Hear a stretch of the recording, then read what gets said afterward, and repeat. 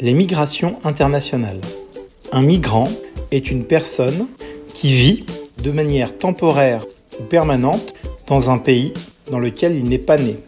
Il ne faut pas les confondre avec les réfugiés. Selon la Convention de Genève, les réfugiés sont des personnes craignant d'être persécutées pour leurs croyances religieuses, leur nationalité, leur appartenance à un groupe social ou leurs convictions politiques, qui se trouvent hors du pays dont elles ont la nationalité et qui ne peuvent en réclamer la protection en raison de cette crainte.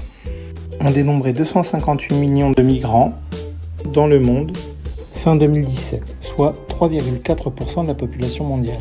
Lorsque l'on pense aux migrations, on pense à des migrations sud-nord, des pays pauvres vers des pays riches. C'est l'image que véhiculent les médias européens à travers l'exemple méditerranéen.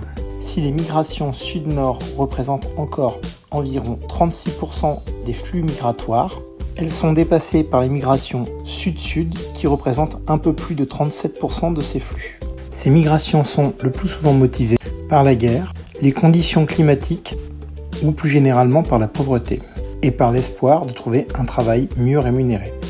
Les migrations nord-nord représentent environ 22% des flux migratoires. Le plus souvent, ce sont des migrations de travail pour des personnes qualifiées ou hautement qualifiées. Ainsi, plus des 3/4 des étudiants des grandes écoles françaises déclarent vouloir travailler à l'étranger. Les flux migratoires nord-sud ne représentent que 5% des flux migratoires, mais croissent peu à peu. Cette croissance est nourrie par les départs de retraités vers des pays au climat plus agréable et dans lesquels leur pouvoir d'achat est préservé. Les migrations internationales sont un problème très actuel puisque ces 5 dernières années, elles ont cru de 17%. Elles sont source de craintes croissantes dans les pays d'accueil, que ce soit au niveau économique ou politique, avec notamment la montée en Europe des mouvements populistes. Merci pour votre attention.